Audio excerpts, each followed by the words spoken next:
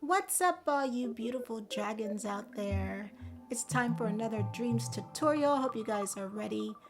This is part 4 of 4. If you missed part 3, don't worry, the playlist will be posted below. Check out those links, We're going to be going over selecting objects, grouping objects, scoping in and out of groups, and finally, let's go ahead and get into it. And let's have some fun. Let's do it. Welcome to part 4 of our Start Dreaming tutorials. I see Cuthbert has managed to get himself in a pickle again.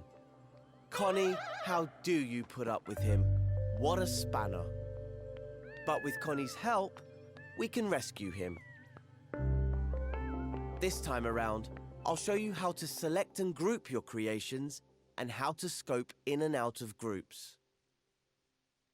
Luckily, someone left behind a block for us to use. Remember how to repeat clone blocks to create a bridge? Well, let's do that again.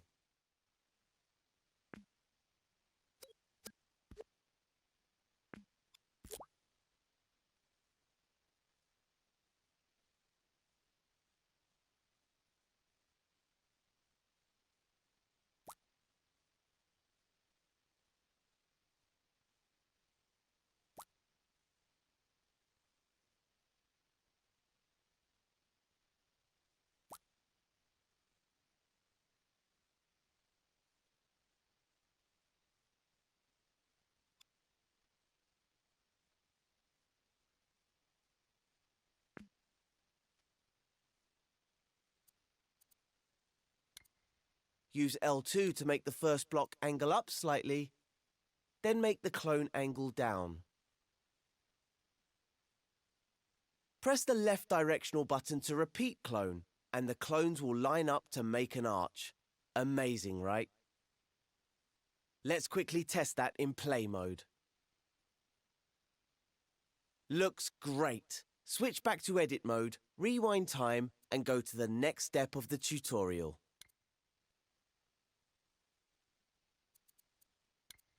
Now, you probably noticed that all the blocks, the original as well as its clones, were selected automatically after cloning. You can tell when things are selected because they have an animated dashed outline. But after we switched between play and edit modes, everything was deselected. So let's select them again. All you have to do is hover your imp over one of the blocks and press X. There's the outline again. Now do the same to the rest until the whole bridge is selected. Can you see how each block has its own outline, with a double line where they meet? That's because they're still individual elements. You can deselect them one at a time with X, but it's much quicker if you deselect them all at once with circle. Give it a try. There's also a faster way of selecting multiple objects. Just select one as before, but this time keep X held down. Now move your imp to select the others. Better than selecting one at a time, right? So much faster. The great thing about having multiple objects selected is that you can manipulate them as if they were one object. For example, if all the blocks are selected, you can clone the bridge sideways to create a double bridge. Plenty of room for Connie to cross it without falling off the edge. Try it in play mode. Once Connie is across the gap, go back to edit mode and move on to the next step.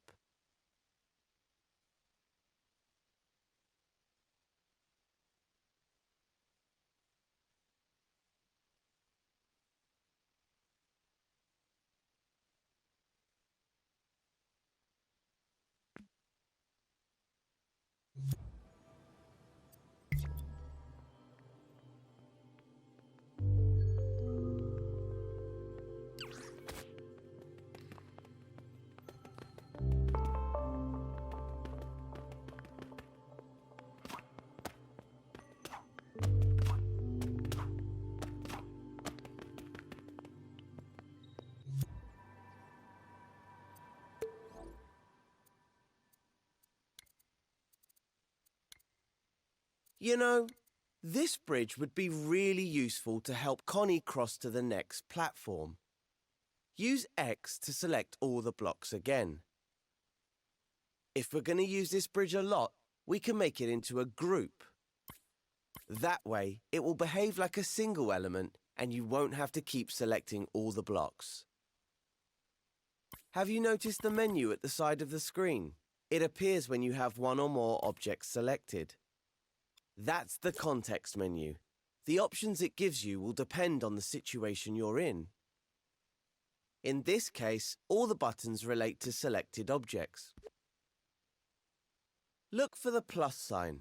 That's the icon for the group button. The number next to it tells you how many objects you've selected. You can use this button now to turn all of those blocks into a group. There we go. The bridge is now a single element. You can tell because it has one outline around it instead of one around each block.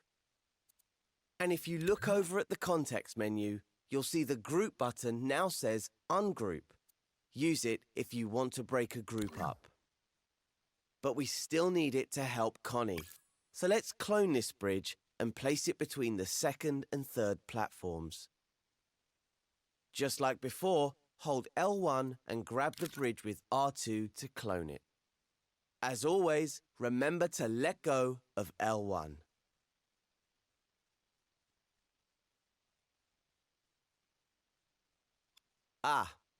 We don't need to test the bridge to see that it's not going to get Connie to the third platform. But don't worry, we'll fix that in the next step when you're ready to move on.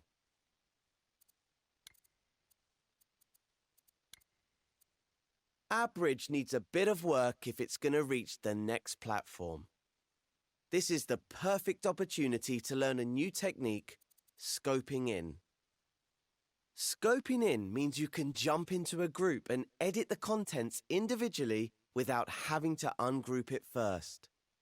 And since you can only edit things inside the group, you don't have to worry about messing up anything outside it. Let's give it a try now. Select the bridge with X if it isn't already selected.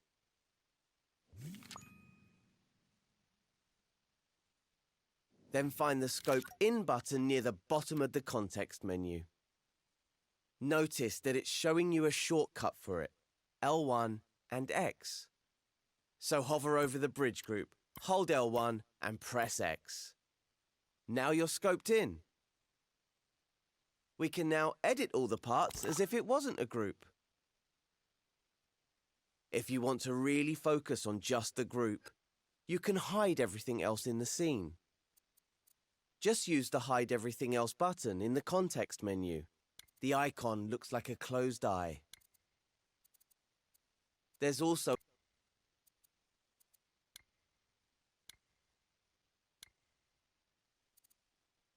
press X. Now you're scoped in. Notice that it isn't already selected. Then find the Scope In button near the bottom of the context menu.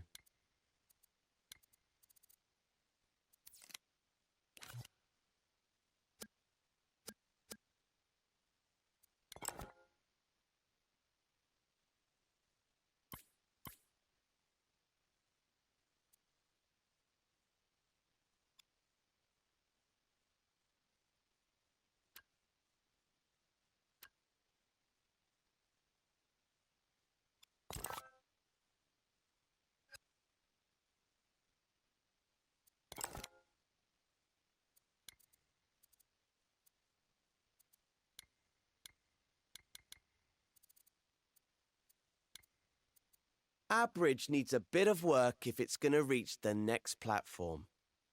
This is the perfect opportunity to learn a new technique, scoping in. Scoping in means you can jump into a group and edit the contents individually without having to ungroup it first. And since you can only edit things inside the group, you don't have to worry about messing up anything outside it. Let's give it a try now. Select the bridge with X if it isn't already selected. Then find the Scope In button near the bottom of the context menu. Notice that it's showing you a shortcut for it, L1 and X. So hover over the bridge group, hold L1 and press X. Now you're scoped in. We can now edit all the parts as if it wasn't a group. If you want to really focus on just the group, you can hide everything else in the scene. Just use the Hide Everything Else button in the context menu. The icon looks like a closed up.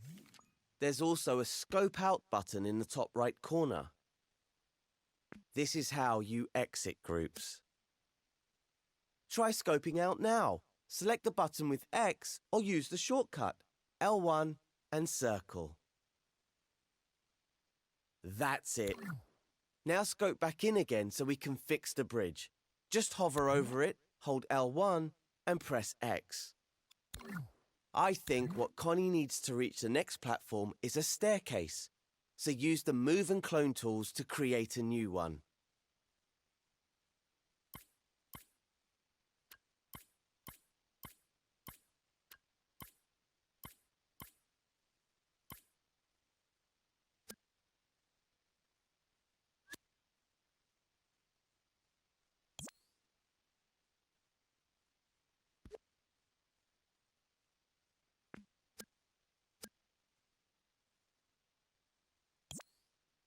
Once you've built the staircase, test it out in play mode to make sure Connie can make it across. When you're happy with it, switch back to edit mode, rewind time, and move on to the final step of this tutorial.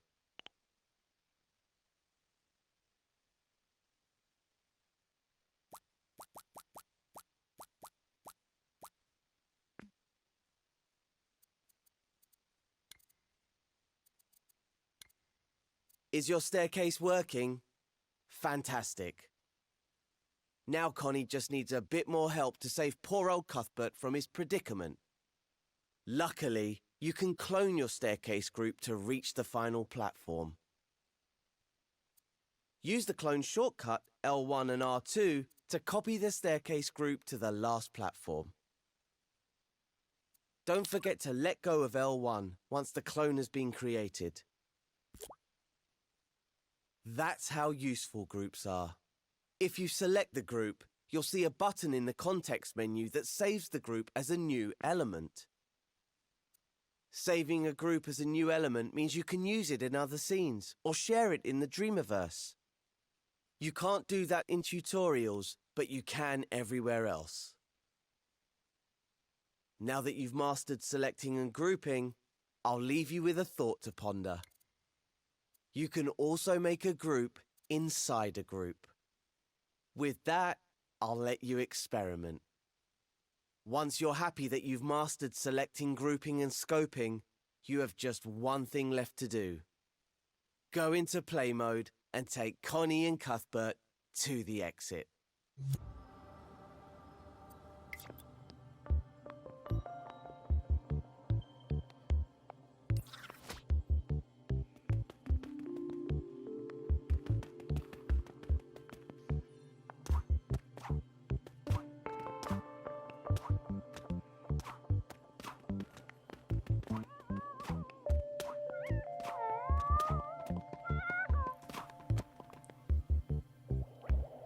Let's go! That was super awesome. I hope you guys really enjoyed this tutorial. I know I learned so much and I can't wait to grow with this game.